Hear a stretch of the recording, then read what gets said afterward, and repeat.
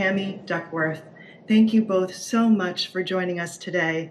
And now I turn it over to you, Madam Vice President. Thank you, Ai-jen. It's so good to see you and always to work with you over these years, and especially now when there's so much at stake in terms of our real ability to actually leapfrog over where we've been and to really just take on these issues that we have known even before the pandemic represent the failures and the fissures and the fractures in our system. And I'm very excited about the potential that we have, the possibility with the collective hard work of all of the leaders here to really see this through and get it done. And I can't stress enough that this issue of care and caregiving and the care economy and care work, it impacts everyone, regardless of the composition of your household, regardless of your age, regardless of your gender, regardless of your profession. It impacts everyone. And so let's be clear, everyone, whoever you are, should care about this issue and should understand how it impacts our entire society and our country, not to mention our world. So thank you, Senator Tammy Duckworth. Thank you for your longstanding leadership and for being a champion in the United States Congress for caregivers and the work that you continue to do to be a great fighter. Well, it is wonderful to see everyone. I see you on the screen over there. And gathered here are the incredible leaders who care for your parents, for your siblings, for your children, people who provide care for other people's families. And caregivers do it all, from helping with finances and medication to preparing meals and providing transportation.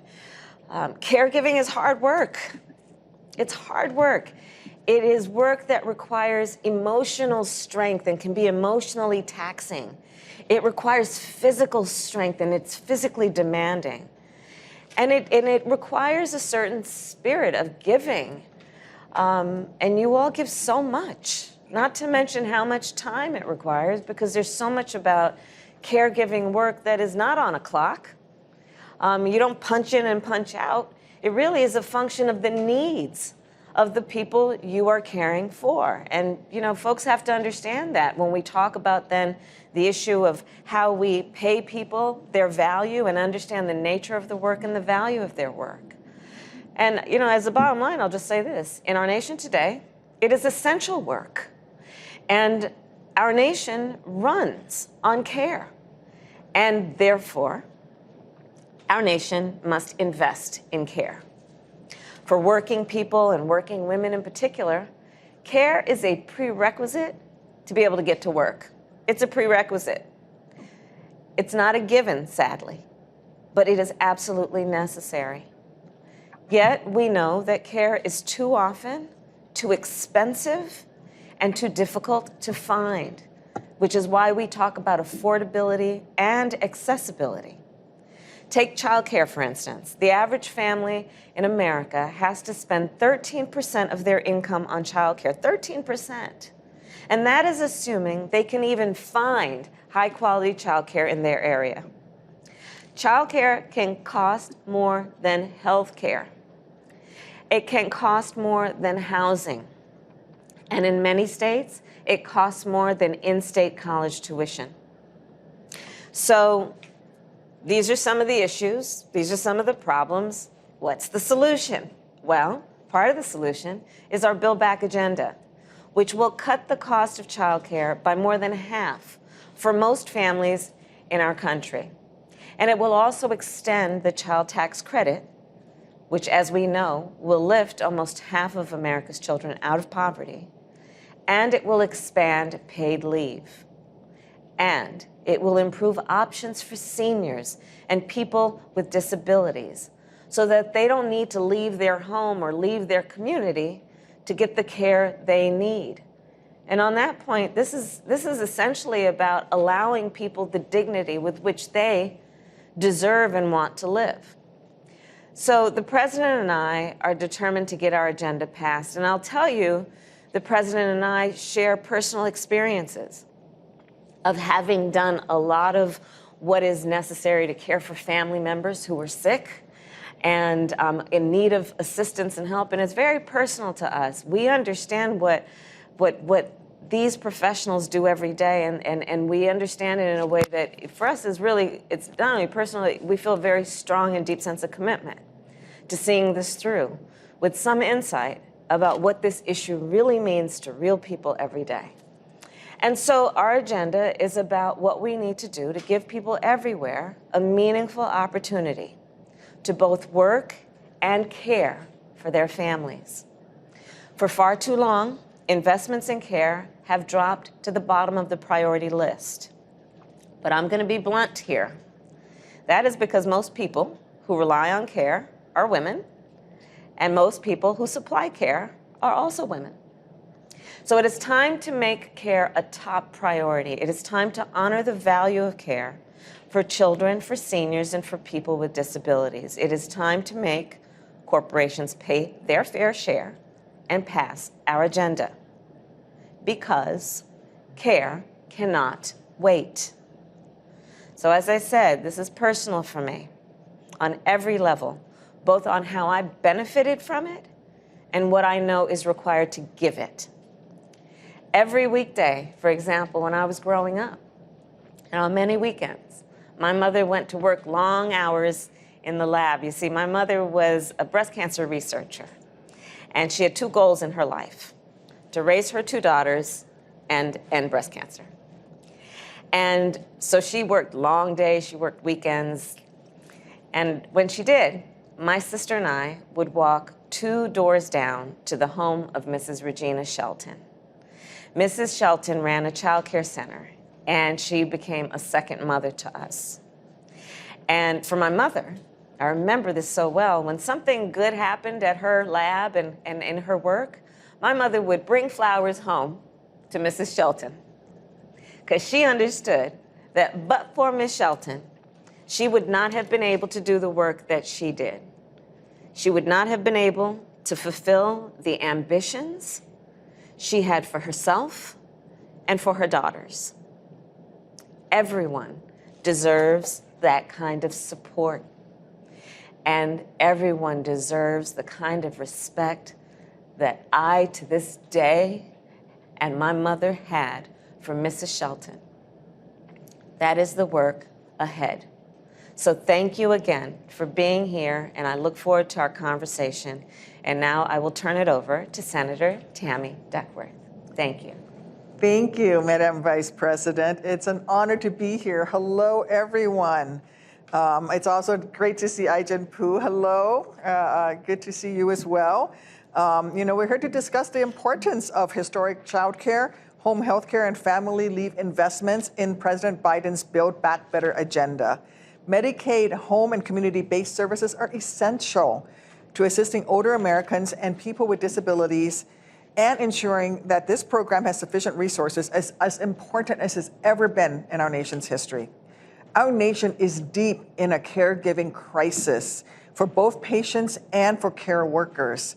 Seniors and people with disabilities who have already been disproportionately impacted by the deadly pandemic should not be forced to abandon their home services for group settings where there are far higher risks of illness and death. While group settings may be appropriate for some people, not everybody should be forced into a group setting because there is no other choice. We must do our best to protect the dignity, health, and financial stability of all Americans. And beyond this, we must remember the other caregiving crisis, the lack of paid leave for our working families. Without guaranteed leave, we've seen so many parents, especially women and parents of color, forced to make impossible choices between caring for their loved ones and earning a paycheck. As a mom who works outside of the home, I know how difficult it can be to balance everything, making sure that I make it through our weekday morning routines, hustling to get my 6- and 3-year-old on the school bus on time, and all the while trying to pack their lunch while they argue about what they want for lunch or not want for lunch, and making sure that I get myself ready to go to work as well, to head to the Capitol to vote and introduce a new piece of legislation for America. And then there were the mornings earlier in the pandemic When I spent part of every day homeschooling Abigail, my 6-year-old, poring over worksheets and trying to come up with science experiments and helping her, she was struggling with learning to read and write, doing everything I could to make sure that she wouldn't fall behind. I may be a trained assault helicopter pilot and a U.S. Senator, but let me tell you, I am not a trained elementary school teacher, and I bow down to all teachers everywhere because it was far harder than flying a helicopter in combat. Let me just say that. But listen, through every moment of every stressful morning, I know that I'm one of the lucky ones.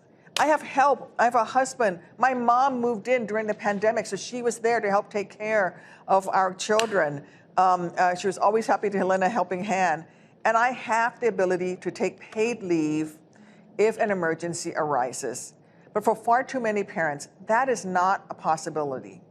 Even before the pandemic, nearly 80% of private sector workers did not have access to paid family leave through their jobs to care for a new child or for a loved one who falls ill. And just 8% of workers, imagine that, in the mightiest country on the face of the earth, just 8% of our workers in the bottom 25% of the wage scale had access to paid family leave in 2020. Just 8%. New research shows that taking action on policies that help families address their care needs could add $2.4 trillion, that's with a T, trillion dollars to the United States gross domestic product by 2030. It grows our economy to make these investments. So it's clear that paid leave is not only good for the working family, it's good for our nation. And that's why it's critical that we work to pass the Biden Build Back Better agenda and make these historic movements in the care economy. And with that, I'm turning it back over, I believe, to Aijen. Thank you so much, Senator Duckworth. Our first question today is from Tori Snyder, a small business owner and single mother in Pittsburgh. Tori. Good morning, Madam Vice President and Senator Duckworth. I'm Tori Snyder and the founder of Self-Care Senorita and an advocate for Mom Rising. I'm based in Pittsburgh as a single mom with a toddler on the autism spectrum and a grandmother I help care for due to the after effects of COVID-19. I think I'm the definition of a sandwich generation. It has been hard for me because during the pandemic, my son's childcare program closed. And while it's open now, it's a huge cost for me as it's about 30% of my take-home pay. This is a huge as I try to care for my family and keep my small business afloat. I'm using the temporary expanded child tax credit to help pay my family's bills. I'm curious, is the expanded child tax credit going to continue after the end of the year? And are lawmakers finally going to make childcare affordable for families like mine? Tori, first of all, thank you for being a part of this and for your voice and the courage of your voice to tell your story, because your story represents the life of so many people in our country. And I will say this, the child tax credit, we feel very strongly that it should endure, that it should continue. We know that it works. We know, and this is probably one of the things, I'll speak for myself, that I'm most proud of that our administration has been able to accomplish, which is the thought that we will lift almost half of America's children out of poverty. The generational impact of that is profound. And so we have to continue it because we know it makes sense, right? Which is just give parents that extra bit that allows you to take care of essential needs for your family, and that includes food, it includes rent, it includes the cost of childcare. So under the American Rescue Plan, we got it so that it's $3,000 for a child over 6 and $3,600 for children under the age of 6. And it is the first time that the money will go to families on a monthly basis. That is one of the important things about what we were able to accomplish. And basically, because the bottom line is obvious, your bills are on a monthly basis. You can't wait till the end of the year to pay the rent. And so that's part of the design of what we've done with the child tax credit. And the bottom line is that the current state of affairs is it's too expensive and too hard to find childcare, and we need to make it easier. And so there's a supply and demand issue at play here as well, which is the more that we can actually give parents resources to pay for childcare. It is our intention also, in working with iGen and so many other leaders, to also demand that our child care providers are paid more. But it shouldn't be more expensive for the parent to pay child care workers their value.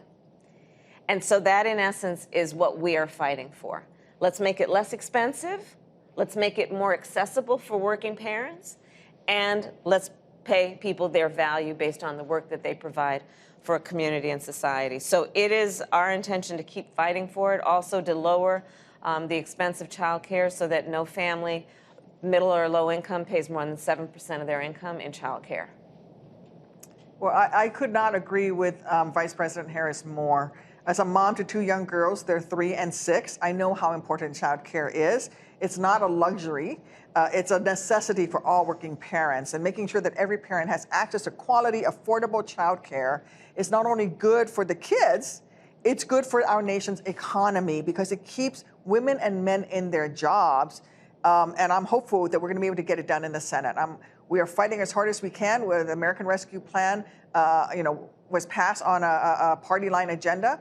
And if we have to do this with just Democrats voting for it, as we did with the American Rescue Plan that brought you the child tax credit, then that's the way we're going to go. But we're not going to stop fighting. We hope that others join us, but if they don't, we're going to fight to make sure that we get this passed. It's that critical. The child tax credit goes directly into the pockets of families for diapers and formula and school supplies and food. We must extend these critical tax credits as we work to build back better and to really implement the Biden-Harris agenda. So know that we in the Senate, especially Senate Democrats, are fighting as hard as we can. And if we have to pass it along party lines, then we will. But we're not going to give up on our families.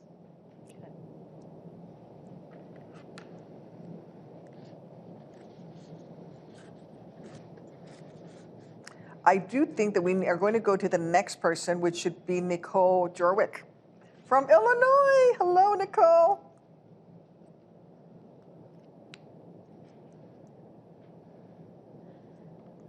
Nicole, unmute yourself or wave. Let's see you. Where are you? Where's Nicole? Well, while we try to find Oh, there's Nicole, right there. There you are. Yes. Okay, Hello. good. Hello, Madam Vice President, and thank you, Senator Duckworth. We are in Illinois, and I am here with I'm here as a professional, but also as a family caregiver. I'm Nicole Jorwick, Senior Director of Public Policy for the ARC, but I'm sitting here with my brother, Chris, who receives Medicaid home and community-based care, my mom, who coordinates that care, but also coordinates the care of her parents, which got more complex with my grandmother's recent Parkinson's diagnosis.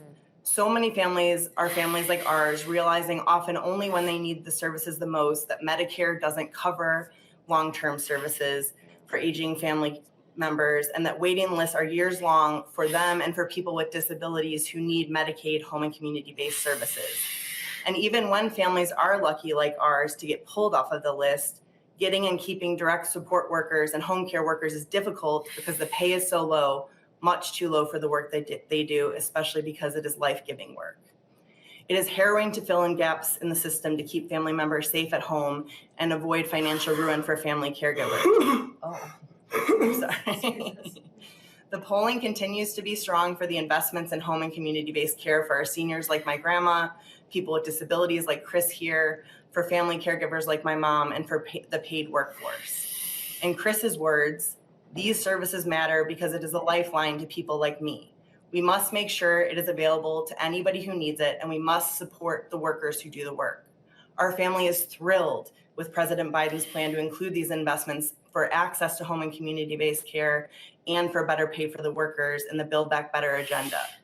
My question is, what can people, members of the disability community like Chris and our family, expect to see from the administration through the Build Back Better agenda in this space? Thank you so much. Thank you, Nicole. Thank you, Chris. Thank you, Mom, for being here today. I'm going to take first shot at this and then hand it over to the Vice President. There is so much that we can do, Nicole. There's so much we can do to better support people with disabilities. And I know this remains a top priority for the Biden-Harris administration. One way that we can do this is what you've already talked about, and something that I've been pushing for very hard is investing in home and community-based services, HCBS.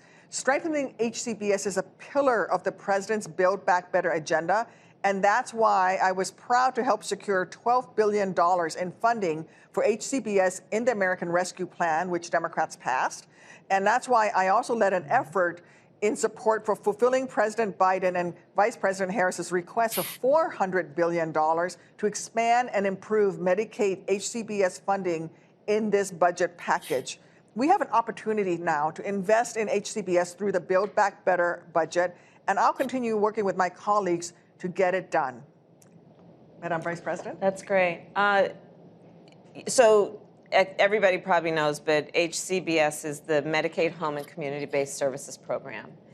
And at the heart of it, the point is, and this is why Build Back Better is going to put more resources into that, is that we should allow people with disabilities to fully participate in society. That should be the goal, our collective goal. And then the question becomes, well, how do you reach that goal? Well, part of it is families need support, and literally financial support to do things like home upgrades, right? To have personal aides so that folks can receive the support they need. And it ranges, on the scale of support and care, right? Sometimes it's a little bit of one, sometimes it's more of the other. But families need help doing that. And it should be our collective interest in supporting that approach, because it's just simply the right thing to do. And so, again, I want to thank you all for your courage to tell your story. It's great to see all three of you. I know you are a multi-generational family, and there's so much that is great about that. It is wonderful to have, but it does require a lot of work, especially for the generation that's in the middle of those multi-generations. And so we appreciate all that you all are doing, and thank you. And we're going to keep fighting for you. We got to build back better. Thank you. Thank you, Vice President. Thank you. That's right. We got to build back better. And I don't know about all of you, but I'm feeling energized and inspired. Next up, we're going to hear from Nalila Calda, who is a home care worker in Scottsdale, Arizona, and owns her own home care agency. Welcome, Nalila. Hi, good morning. My name is Nelia Calda, and I am from Scottsdale, Arizona. I am a home care worker, and I have been working in this industry for over 25 years. It's an honor to be here, and I hope that my story will inspire Congress to take bold action to make the investment in care that we need. My family started a home care agency, and because I love home care work, I took over my family's business. Caring for others is how I want to spend my days. I personally take care of 4 clients, and it feels good knowing that I am making a difference in their lives by giving them the gift of care so that they can live independently at home. But being a home care worker is not an easy job. We're essential workers who provide care to all Americans. We don't quality pay, protections, or the respect we deserve. In Arizona, where I live, like every state, there's growing demand of home care because more people want to age at home. Yet we have crisis, the poor quality of this, with low wages, lack of training and benefits, there aren't instrument demand. Vice President and Senator, we know that you're both champions for good union home care jobs with living wages and expanded access to care for families and communities in need of services. My question is, how will you make sure that home care jobs receive strong support and investment from the federal government? Thank you. Nalia, well, first let me just give you a little background on my perspective. One, I spent a day with a home healthcare worker, a member of SEIU by the name of Wendy Coe, years ago. I spent the whole day with her. The work she did during those long hours of that day was extraordinary. Taking care of an elderly woman who required everything that everyone requires. So Wendy was responsible for, and did it in a loving way, for food preparation, for helping the person she was caring for to actually get to the table where she would need to eat, changing her clothes, cleaning the bed from time to time, assisting the elderly lady with going to the bathroom, taking her on walks to uplift her spirit, and talking about the beauty of the day. And let's look and see this and that. It was extraordinary work. And then sometimes not knowing when the elderly woman would have fits where she needed support, she needed some emergency or, unscheduled kind of assistance around her health care. Wendy Coe did all this work in the course of one day. And I mention that to also highlight a point that you made about the training that is required to do this work. We'd all like to think we can do it. I took care of my mother when she, as it turned out, was dying from cancer. And I was fortunate enough to be in a job at the time where I could leave whenever I wanted. But that's a rare situation that any working person can do that. But I do know from personal experience, again, you're not on a schedule in terms of the workday. It's whatever the person you're caring for needs. And the skills that you have to do the work you do as a professional are extraordinary. And that is a function of training. And it is also a special gift that you give another human being who is often, in the case of professionals who do this work, you're caring for people that are total strangers to you, and you treat them like family. So we feel very strongly that we should be doing a much better job. The average salary for a home healthcare worker is $11.50 an hour.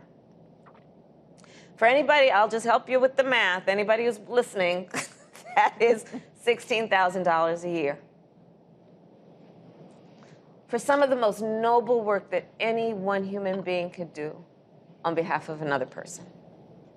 So part of the community-based services program under Medicaid that we are also fighting for in Build Back Better would increase money to states to increase wages for our nation's home health care workers, again, understanding the training, the skill, and the devotion with which you do your job.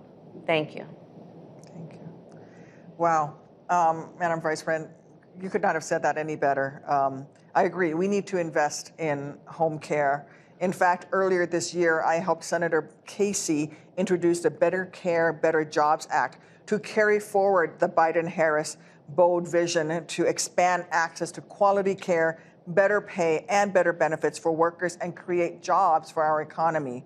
We have to do better to make sure that Americans with disabilities and older Americans have quality long-term care and that home care workers are paid fair wages and receive fair benefits.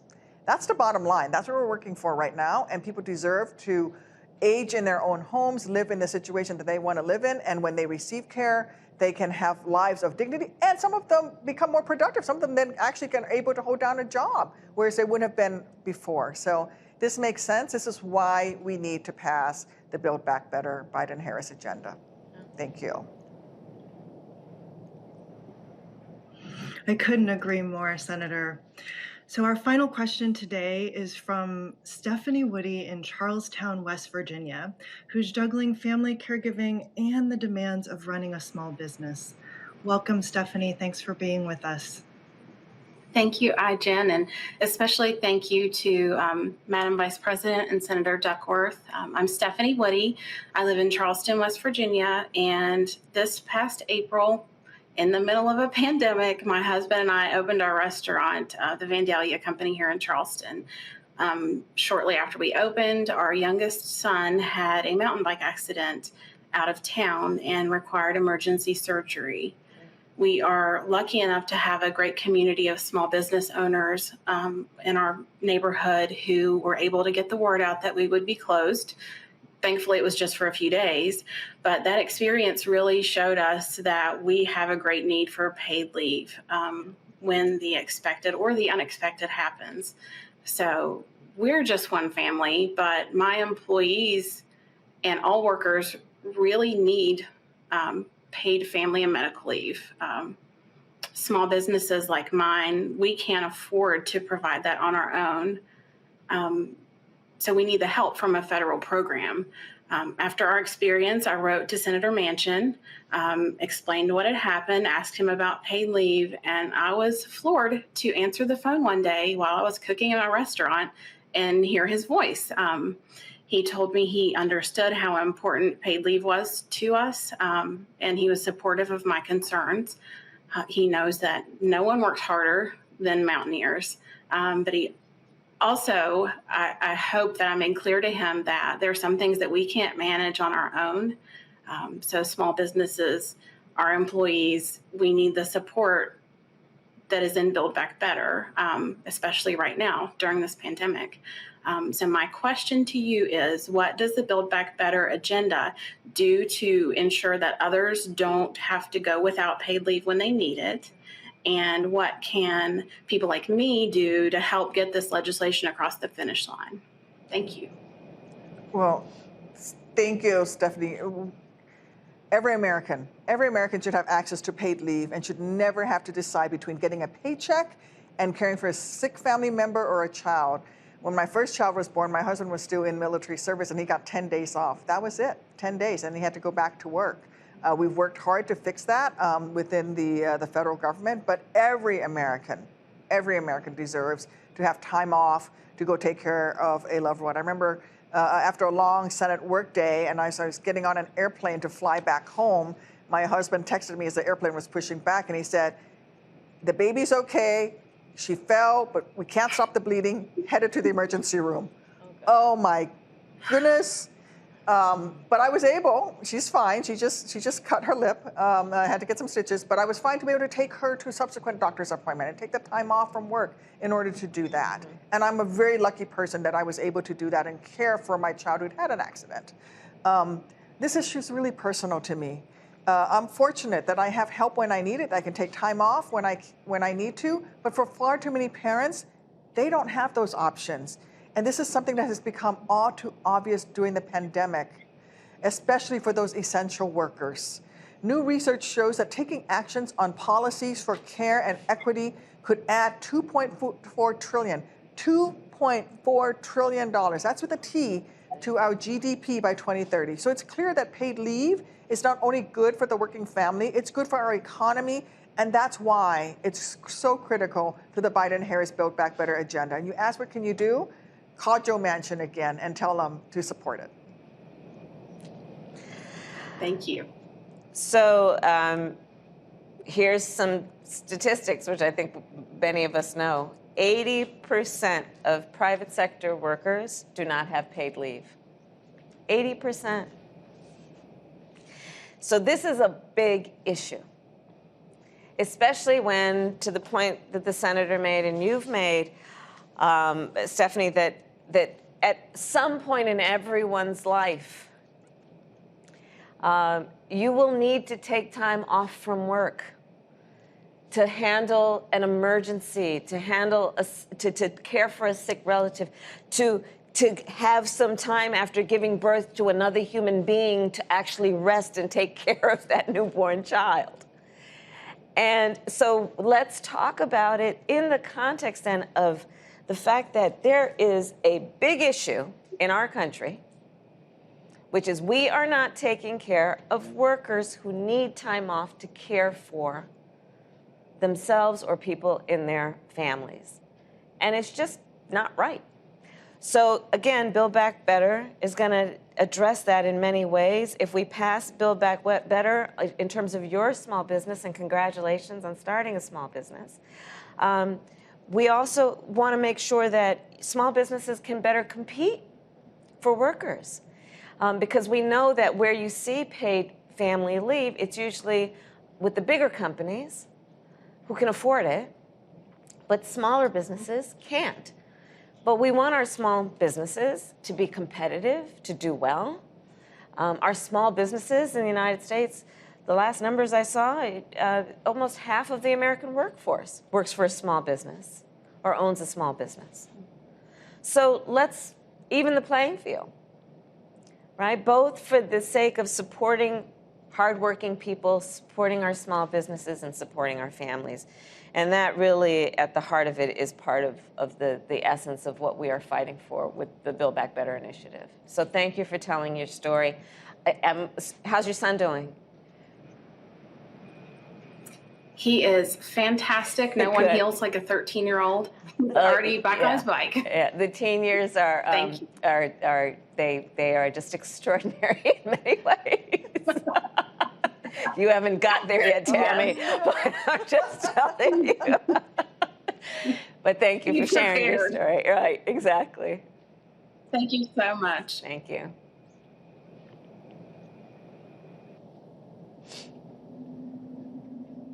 Thank you so much, Madam Vice President. Former First Lady Rosalind Carter once said, there are only 4 kinds of people: people who are caregivers or will be caregivers, and people who need care or will need care. We've heard 4 different care stories today, and we've seen how substantive government support could change our lives. These are all of our stories. And together they tell a shared story about how urgent and important this support is to millions of us across the country. Care unites us all. And as we've heard from Senator Duckworth and Vice President Harris, the Build Back Better agenda will provide that support to Americans everywhere. It's a once-in-a-generation opportunity to lift up our families, to help us work, and to secure our future. It's truly historic. So thank you so much to our engaged audience for joining us today. And thank you to Joan, to Tori, to Stephanie and Nicole and your whole family for sharing your experiences as care workers and as family caregivers and people who need this assistance. And thank you to all the caregivers out there watching for all that you do. I hope today was a reminder that you are not alone. And finally, thank you to Senator Duckworth and Vice President Harris for your leadership, for taking the time to hear these stories and share your own, for championing real solutions, finally, and for helping us understand how the Build Back Better agenda can address some of the most pressing issues we face every single day. Each of us has a role to play in making sure that we have the care infrastructure we need to thrive. Call your senators. Call them today. Tell them you support Build Back Better with investments in childcare, paid leave, and home care. Together, let's make sure all Americans get the support we need, because care can't wait. Ai-jen, thank you so very much. Again, I want to thank everyone. All that you are doing really is extraordinary work. The Care Can't Wait Coalition, thank you to everyone for your activism, for your energy, for your optimism, for your fight. This is not going to be easy to get this done. You know, if it were easy, it would have been done. But we know this is good stuff. This is important work. And it will benefit so many people who deserve to be seen and heard. So I want to thank everyone for being a part of this and for the coalition. Senator Tammy Duckworth, thank you. I've seen you in the halls of Congress. I have seen how you fight and how your voice resonates and is truly a voice of leadership on this and so many other issues. So thank you for joining this and being such a big part of the issue. Thank you. Thank you, guys. Thank you, everyone.